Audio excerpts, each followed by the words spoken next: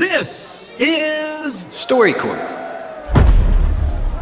On today's episode, we try the 2024 Property and Casualty Market Symposium sponsored by the State of New Hampshire Insurance Department from March 11, 2024. Specifically, I'll be breaking down what they're calling the keynote presentation by Dr. Robert P. Hartwig, a clinical associate professor of finance and director of the Risk and Uncertainty Management Center at the University of South Carolina at the Darla Moore School of Business.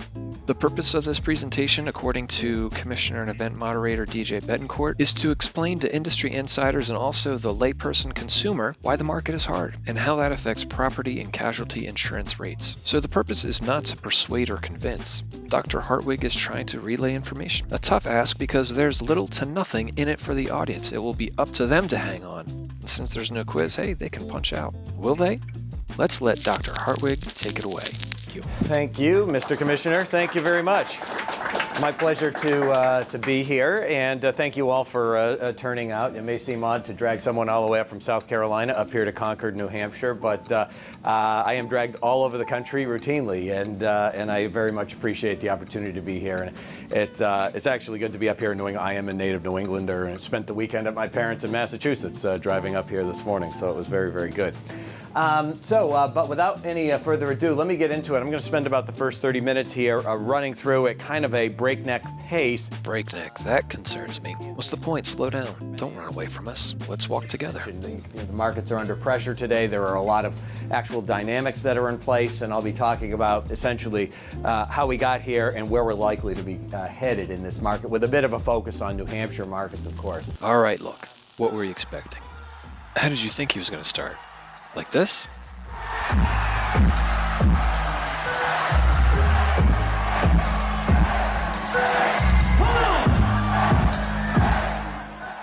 Dim the lights, fog machine, Tupac entrance music.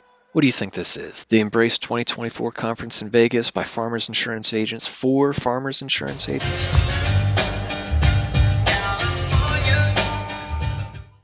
Yep, you're saying it, and this case is set to go to trial at a future date. Stay tuned. Until then, what I like about Dr. Hartwig's beginning is that he has taken a cue from Chapter 6 of the Harvard Business Essentials Business Communications book, right there on page 81 in my edition. Prepare the audience to hear you favorably. Massachusetts kid back in New England, spent the weekend at his parents' place. This endears him to the audience. As far as preparing them to hear him favorably, yes, mission accomplished. My concern is that the connection he's built is not strong enough to withstand the data, detail, and density of slides he is about to throw out. Now, he could have begun with a story. Blood alone moves the wheels of history. What, too bold? All right, how about this? In 1964, I was a little girl sitting on the linoleum floor. The point is, he could tell a story that illustrates the issues or takeaways he is about to present. The proverbial 30,000-foot view story that is accessible to everyone. That would be memorable, but it also builds trust, which is a very strong bond. This is why storytelling is such a critical skill for a leader, because the very act of telling a story makes people trust you more. If the topic is the state of the market, what is the headline of that current state? I actually missed this until the very end of my production of this video. He says it, and it's right there in orange. But his breakneck pace and the 4 different colors of text and a logo are just too much to fight. Under pressure, that's the state of the market. He could share a direct or parallel story about pressure. A direct story might be a similar time in history when the market was hard and under pressure, and what happened? How did the market overcome the pressure? Or he could tell a parallel story about, say, someone he knows, or even someone made up, about being under pressure. Wide berth here. This is New Hampshire, the live free or die state. Big on outdoors. Concord is only about 90 miles from Mount Washington. This is me running up Mount Washington. Don't ask. Point is, he could tell a metaphor, say, about a hiker socked in by bad weather, under pressure to get to safety. How did the hiker survive? Then bridge that story to the pressure the market is under now. All these market drivers are just like the conditions on the mountain. Underwriter performance is lack of water. Economic pressure is the lack of food. Inflation is the weather is getting worse by the minute. If all of this is just too out there, too progressive, he could still go the Steve Jobs route at his commencement speech. Today, I want to tell you 3 stories from my life. That's it. No big deal. Just 3 stories. Simple, clear, the audience knows where you are, where you're going, and how much time is left. So let's let him continue. But overall, I'll be kind of focusing on the industry's major pressure points today. So I'll talk about the relatively poor underwriting performance we've seen in the P&C side over the past several years. A lot of that is driven by what's been happening on the cat loss side, catastrophe losses, reinsurance markets, which have been particularly hard, and then issues of capital and capacity in the marketplace, which really limits what insurers and how much they can actually underwrite.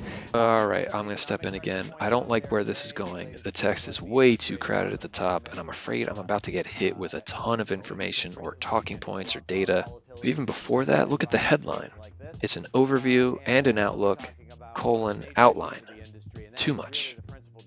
By the way, this presentation is posted to my website already, so if you cannot keep up with me, that's what my students tell me. You know, something to think about. Center, all one word, uscriskcenter.com/presentations, and then we've got abuse of the legal system. All of these are factoring into the hard or hardish kind of conditions that the commissioner already referred to. Okay, so where are we in this industry today? Many people think that the property casualty insurance industry is kind of... Hey, rewind and pause. I was trying to read that. So this slide conveyed an important message. The industry remains strong. The key takeaway, and I know I missed it, had he stayed on the slide, look where the actual key takeaway appears. Buried under a huge headline, a subhead that maybe references one of the bullets from the agenda slide. I don't know, I'm looking at it now. And this would have been great context with which to frame the following data. Nevertheless, that remains today. Okay, in terms of underwriting performance, here you can... Ew, David! Same. But wait for this line. So this was the worst year since 2017 in the industry, okay? Worst year since 2017. No question. And the second worst year since 2011. Okay, pause.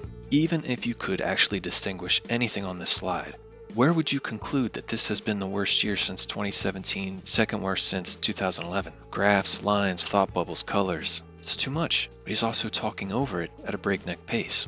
And I would challenge you, pop quiz, in what way was this the worst year since 2017? The property and casualty market? Premiums? Claims? What's he talking about again? It was underwriting performance, which he actually does spell out right there. But how does the worst year since 2017 square with the industry remains strong on the previous slide? The brain cannot process this. Too much going on. Doesn't matter if you're an industry insider or not. And from here, he goes right into... So there was some underwriting distress here. Now, this is kind of a busy chart, but... Yes, it is. You're losing us. He said he'd speak for about 30 minutes, and he ends up going closer to 40. But it's neuroscientist John Medina's 10-minute rule that really sinks in.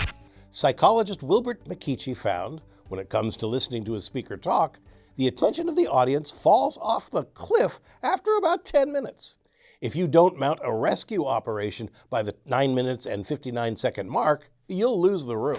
By now you've got an idea of where this presentation is going. If you want to watch it on your own, and I recommend you do, I'll leave a link to this presentation in my description. But from here, it's pretty much more of the same. Clearly, Dr. Hartwig is an expert. He's prepared, rehearsed, great volume of voice, he knows what he's talking about, he's done his research. My issue is not with him, but with this presentation. So what is the solution? I like what Sean Kanungo says here. I want every slide, essentially at the end of the day, to be Instagrammable. I want every slide at some point to be like, this was really interesting, I'm gonna share this out.